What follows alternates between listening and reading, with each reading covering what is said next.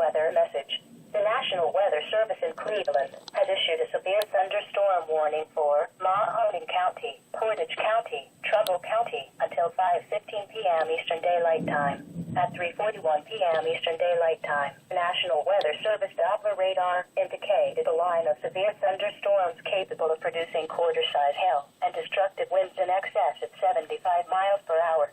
These storms were located along a line extending from North Bloomfield to 22 miles west of Kent and moving southeast at 40 miles per hour. Locations impacted include Ravenna, Warren, Youngstown, Bristolville, Garrettsville, Kent, Cortland. This is a dangerous storm. Seek shelter inside now and stay away from windows.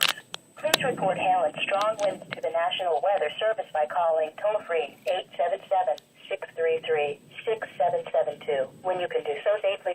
Repeating, a severe thunderstorm warning has been issued until 5:15 p.m. Eastern Daylight Time for the following counties in Ohio: Mahoning, Portage, and Trumbull.